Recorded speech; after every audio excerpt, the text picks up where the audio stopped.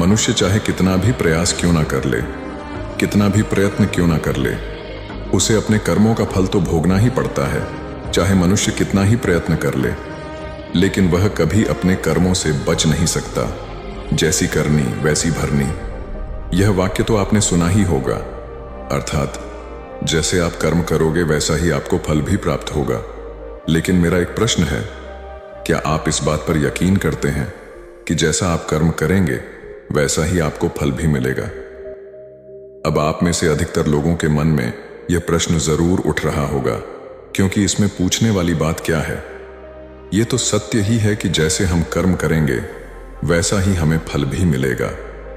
लेकिन एक बार के लिए आंखें बंद करके अपने आप से यह प्रश्न कीजिए, देखिएगा कि आपको इस प्रश्न का उत्तर स्पष्टता से नहीं मिल पाएगा।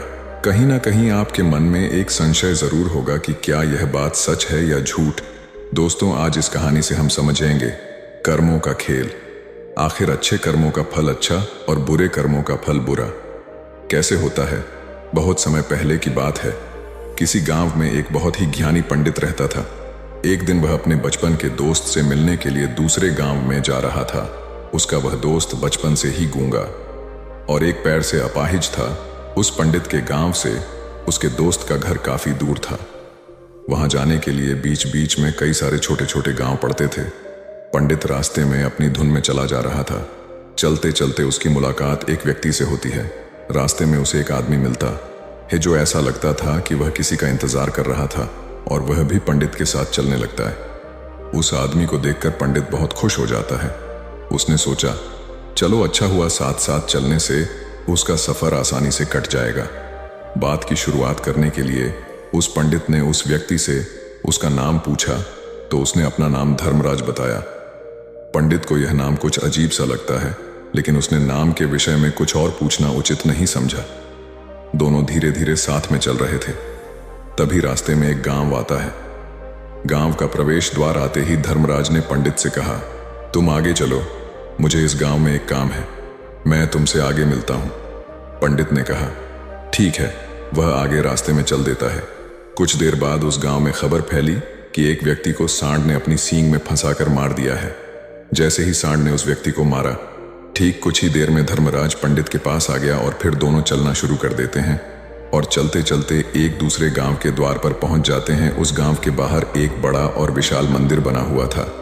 वहां पर आराम करने की सुविधा काफी बढ़िया लग रही थी। पंडित के दोस्त का घर अभी वहां से बहुत दूर था और रात भी होने वाली थी। तो पंडित ने धर्मराज से कहा, रात होने वाली है, पूरे दिन चलते चलते थक भी चुके हैं और भूख भी लग रही है, तो यहाँ पर भोजन करके यहीं पर हम विश्राम कर लेते हैं, फिर सुबह के समय आराम से आगे की यात्रा जारी करेंगे। धर्मराज ने कहा, ठीक है, मुझे इस गांव में किसी को कुछ जरूरी सामान देने जाना है, तुम भोजन करके आराम करो, मैं बाद में आकर भोजन कर लूंगा। इतना कहकर वह वहां से चला जाता है।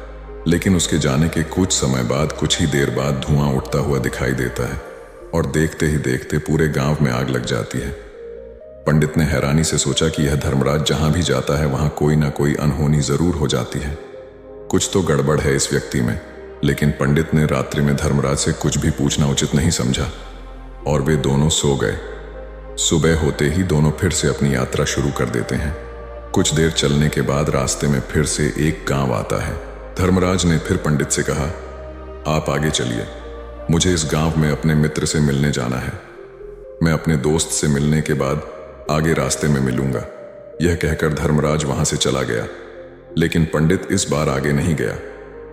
वहीं खड़ा होकर धर्मराज को देखता रहा कि वह कहां जा रहा है और क्या करता है। तभी थोड़ी देर बाद लोगों की आवाज सुनाई देने लगी कि एक व्यक्ति को सांप ने काट लिया है और उसकी मृत्यु हो गई है। ठीक उसी समय धर्मराज फिर पंडित के पास पहुंच गया। लेकिन इस बार पंडित से रहा नहीं गया और उसने धर्मराज से पूछ ही लिया कि तुम जिस भी गांव में जाते हो वहां कोई ना कोई अनहोनी जरूर हो जाती है, क्या तुम मुझे बता सकते हो यह ऐसा क्यों हो रहा है?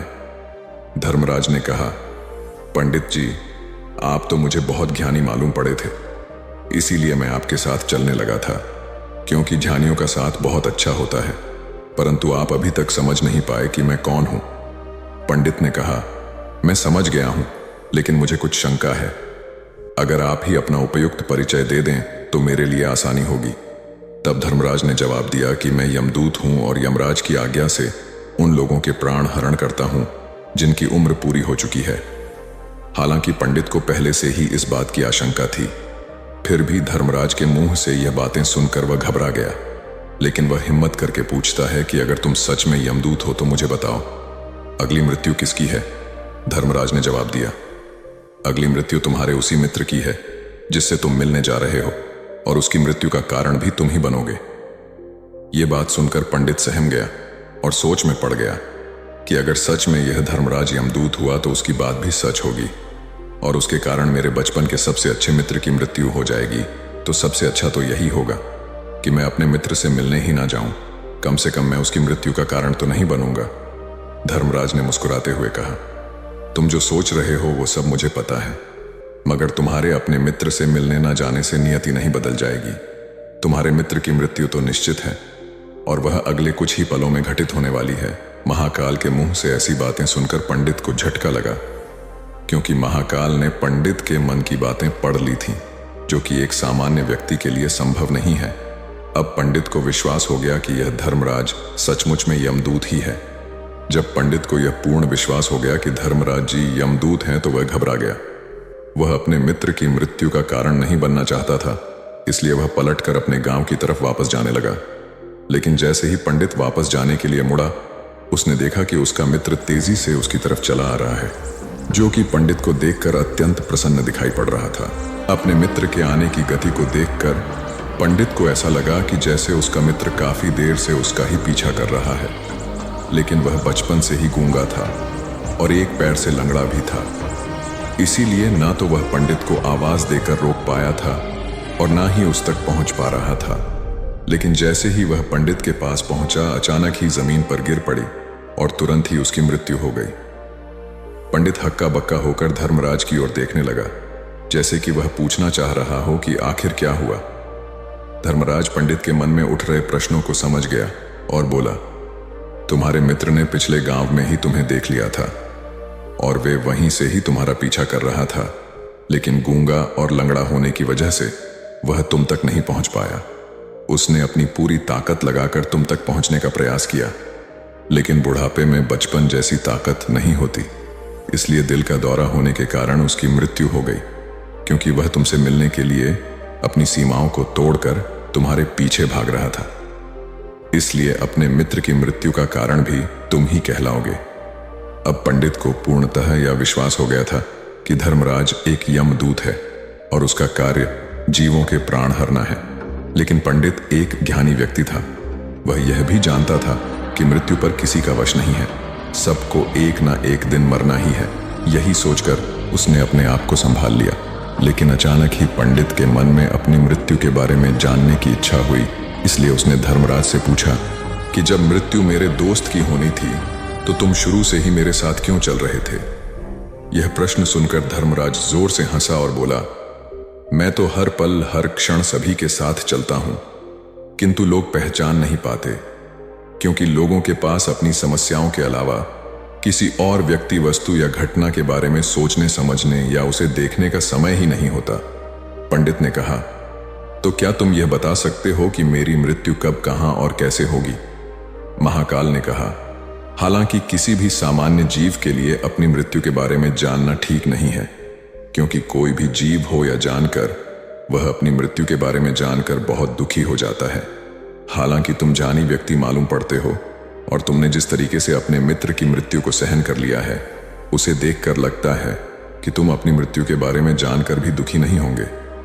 महाकाल ने कहा, तो सुनो, तुम्हारी मृत्यु आज से ठीक 6 महीने बाद आज ही के दिन किसी दूसरे राज्य में फांसी लगने से होगी, और सबसे हैरानी की बात तो ये होगी कि तुम स्वयं ही खुशी से उस फांसी को स्वीकार कर लोगे।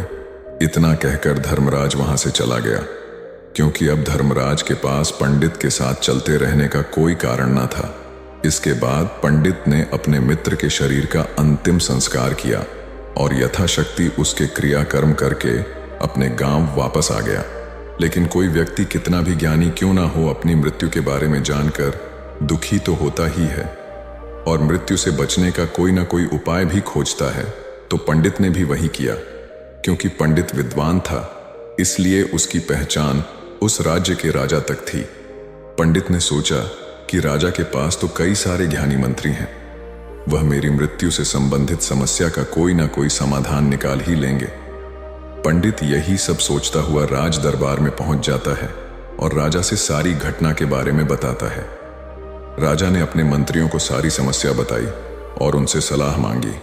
अंत में सभी ने विचार विमर्श करके कहा, अगर पंडित की बात सही है तो उसकी मृत्यु भी 6 महीने बाद ही होगी, लेकिन मृत्यु तो तब होगी जब वह किसी दूसरे राज्य में जाएगा। यदि वह किसी दूसरे राज्य में जाए ही ना तो मृत्यु ही नहीं होगी। मंत्रियों की यह सलाह राजा को भी सही लगी। इसके बाद पंडित के रहने की सारी व्यवस्था महल में ही कर दी गई और राजा के आदेश के बिना उस पंडित से किसी को भी नहीं मिलने दिया जाता था। लेकिन पंडित कहीं भी आ जा सकता था ताकि पंडित को यह न लगे कि वह राजा की कैद में है, परंतु पंडित डर के मारे स्वयं ही कहीं आता जाता नहीं था। धीरे धीरे महीने गुजरते गए और पंडित की मृत्यु का समय नजदीक आने लगा और अंततः वह भी दिन आ गया जिस दिन पंडित की मृत्यु होनी थी। तो जिस दिन पंडित की मृत्यु होनी थी उसकी एक रात पहले पंडित डर के मारे जल्दी ही सो गया ताकि जल्दी से वह रात बीत जाए और अगला दिन आ जाए ताकि उसकी मृत्यु टल सके। यही सोचकर वह जल्दी सो जाता है, लेकिन पंडित को नींद में चलने की बीमारी थी और अपनी इस बीमारी के बारे में वह स्वयं ही नहीं जानता था। तो फिर राजा मंत्री या किसी वैद्य को इसके बारे में बताने का कोई प्रश्न ही नहीं उठता। पंडित अपनी मृत्यु को लेकर बहुत चिंतित था। वह पिछले कई दिनों से ठीक है, सो भी नहीं पा रहा था और नींद में चलने की बीमारी भी तभी होती है जब व्यक्ति ठीक से सो नहीं पा रहा हो। तो उस रात भी पंडित को नींद में चलने का दौरा पड़ा। वह उठा और महल से निकलकर अस्तबल में गया। क्योंकि पंडित राजा का खास मेहमान था, इसलिए किसी भी पहरेदार ने उसे नहीं रोका और ना ही किसी तरह की कोई पूछताछ की। अस्तबल में पहुंचकर वह सबसे तेज चलने वाले घोड़े की पीठ पर सवार होकर नींद में ही अपने राज्य की सीमा से बाहर दूसरे पड़ोसी राज्य में चला गया। इतना ही नहीं, वह दूसरे राज्य के राजा के महल में पहुंच गया। उस महल के पहरेदार ने भी उसे नहीं रोका और ना ही कोई पूछताछ की। सभी लोग रात्रि का अंतिम प्रहार होने के कारण गहरी नींद में थे। वह पंडित सीधे राजा के सैन्य कक्ष में पहुंचा जहां राजा और रानी सो रहे थे। वह पंडित वहीं जाकर सो गया। सुबह हुई तो राजा ने पंडित को रानी के बगल में सोया हुआ देखा तो राजा बहुत क्रोधित हो गया। राजा ने पंडित को कैद करने का आदेश दे दिया। पंडित गिरफ्तार हो गया, लेकिन पंडित तो भौचक्का था। उसे तो कुछ समझ नहीं आ रहा था कि आखिर वह दूसरे राज्य में और राजा के सैन्य कक्ष में कैसे पहुंचा। लेकिन वहां उसकी यह सब सुनने वाला कोई नहीं था। अगली सुबह राजा ने पंडित को दरबार में पेश करने का आदेश दिया। कुछ देर बाद उस पंडित को दरबार में लाया गया। पंडित को देखते ही राजा इतना बबूला हो गया कि उसे फांसी पर चढ़ा देने का हुक्म सुना दिया। फांसी की सजा सुनकर पंडित कांप गया, लेकिन फिर भी थोड़ी सी हिम्मत जुटाकर राजा से बोला, महाराज, मैं नहीं जानता कि मैं राजमहल तक कैसे पहुंचा। मैं यह भी नहीं जानता हूं कि आपके सैन्य कक्ष तक मैं कैसे आया और आपके महल के किसी पहरेदार या सैनिक ने मुझे रोका क्यों नहीं। लेकिन मैं इतना जरूर जानता हूं कि आज मेरी मृत्यु होनी थी और वो होनी भी जा रही है। राजा को यह बात थोड़ी अजीब लगी। उसने पंडित से पूछा, तुम्हें कैसे पता कि आज तुम्हारी मृत्यु होनी है? राजा के इस प्रश्न के जवाब में पंडित ने पिछले 6 महीने का सारा वाक्य राजा को सुना दिया और बोला, महाराज, मेरा क्या किसी भी सामान्य व्यक्ति में इतना साहस नहीं कि वह राजा के सैन्य कक्ष में राजा की उपस्थिति में रानी के साथ सो जाए। राजा को पंडित की बात में थोड़ा तर्क दिखाई पड़ा, परंतु उसने सोचा कि यह मृत्यु से बचने के लिए धर्मराज और उसके द्वारा अपनी मृत्यु की भविष्यवाणी की कहानी बना रहा है। इसलिए राजा ने पंडित से कहा, यदि तुम्हारी बात सत्य है और आज यह तुम्हारी मृत्यु का दिन है जैसा कि यमदूत धर्मराज ने तुमसे कहा था, तो आज तुम्हारी मृत्यु का कारण मैं नहीं बनूंगा। लेकिन यदि तुम्हारी बात झूठी निकली तो निश्चित ही आज तुम्हारी मृत्यु का दिन होगा ना, क्योंकि जिस राज्य से पंडित आया था उस राज्य का राजा इस राजा का मित्र था। इसलिए इस राजा ने तुरंत अपने 2 सैनिकों को पड़ोसी राजा के पास भेजकर पंडित की बात की सत्यता का प्रमाण मांगा भेजा। भेजे गए सैनिक शाम तक लौटे और उन्होंने राजा को बताया कि महाराज, पंडित जो कुछ भी कह रहा है वह सब सत्य है। पड़ोसी राज्य के राजा ने पिछले 6 महीने से पंडित के रहने की सारी व्यवस्था अपने ही महल में कर रखी थी। पंडित राजा का खास मेहमान था। कल शाम राजा आखिरी बार पंडित से उसके कक्ष में मिले थे और उसके बाद यह इस राज्य में कैसे पहुंच गया इसकी जानकारी किसी को भी नहीं है। इसलिए उस राज्य के राजा के अनुसार पंडित को फांसी की सजा देना ठीक नहीं है। लेकिन राजा के सामने एक नई समस्या थी, क्योंकि उसने बिना पूरी बात जाने ही पंडित को फांसी की सजा सुना दी थी। इसलिए अगर पंडित को फांसी नहीं दी जाती तो राजा के वचन का अपमान हो जाएगा। लेकिन अगर राजा की बात का मान रखा जाए तो बेवजह ही एक निर्दोष व्यक्ति की मौत हो जाएगी। राजा ने अपने सभी मंत्रियों से इस बारे में सुझाव मांगा तो मंत्रियों ने राजा को सुझाव दिया कि महाराज, पंडित को एक कच्चे सूत के धागे से फांसी लगवा दी जाए। इससे आपके कथन का भी मान रह जाएगा और कच्चे सूत के धागे से पंडित को फांसी भी नहीं लगेगी और उसके प्राण भी बच जाएंगे। राजा को मंत्रियों का यह सुझाव पसंद आया और उसने ऐसा ही करने का आदेश दे दिया। पंडित के लिए कच्चे सूत के धागे से फांसी का फंदा बनाया गया और नियम के अनुसार पंडित को फांसी पर चढ़ाया जाने लगा। सभी लोग बहुत खुश थे कि ना तो पंडित मरेगा और ना ही राजा का वचन खाली जाएगा। पंडित को भी पूर्ण विश्वास था यह सूद के धागे से तो उसकी मृत्यु हो ही नहीं सकती। पंडित उस पर चढ़ने के लिए तैयार हो गया, जैसा कि धर्मराज ने भविष्यवाणी की थी कि तुम खुद ही अपनी फांसी को स्वीकार करोगे। लेकिन जैसे ही पंडित को फांसी दी गई, सूद का धागा तो टूट गया, लेकिन टूटने से पहले उसने अपना काम कर दिया था। पंडित के गले की एक नस सूद के धागे के झटके से कट चुकी थी और पंडित जमीन पर पड़ा तड़प रहा था। उस पल उसके गले से खून की फुहार निकल रही थी और देखते ही देखते पंडित का शरीर पूरी तरह से शांत हो गया। सभी लोग आश्चर्यचकित थे और पंडित को मरता हुआ देख रहे थे। किसी को विश्वास नहीं हो रहा था कि कच्चे सूत के धागे से भी किसी इंसान की मृत्यु हो सकती है। लेकिन घटना तो घट चुकी थी। नियति ने अपना काम कर दिया था और धर्मराज की भविष्यवाणी सच हो चुकी थी। दोस्तों, श्रीमद् भागवत गीता में भगवान श्री कृष्ण ने कहा है, जो होना होता है वह होकर ही रहता है। हम चाहे कितनी ही सावधानी बरते, कितना ही उपाय कर लें, लेकिन घटना और घटना की पूरी प्रणाली पहले से ही तय होती है, जिसे हम थोड़ा सा भी इधर उधर नहीं कर सकते हैं। दोस्तों, शायद इसीलिए ईश्वर ने हमें भविष्य जानने की क्षमता नहीं दी है, ताकि हम अपने जीवन को ज्यादा बेहतर तरीके से जी सके। और यही बात उस पंडित पर भी लागू होती है। अगर पंडित ने महाकाल से अपनी मृत्यु के बारे में ना पूछा होता तो 6 महीने तक राजा के महल में कैद रहकर डर डर कर जीने की बजाय ज्यादा बेहतर जीवन जीता। दोस्तों, आपने आज के इस वीडियो से क्या सीखा वह मुझे आप कमेंट में बता सकते हैं। इसी के साथ में उम्मीद है कि आपको आज की वीडियो पसंद आई होगी, तो इस वीडियो को उस इंसान को शेयर करें जिससे यह कहानी सुनने की ज़रूरत है, और उसी के ठीक बाद चैनल को सब्सक्राइब करें। तो चलिए फिर मिलते हैं ऐसी एक और नई वीडियो में एक नए मैसेज के साथ। तब तक के लिए अपना ख्याल रखें। धन्यवाद और नमो बुद्धाय।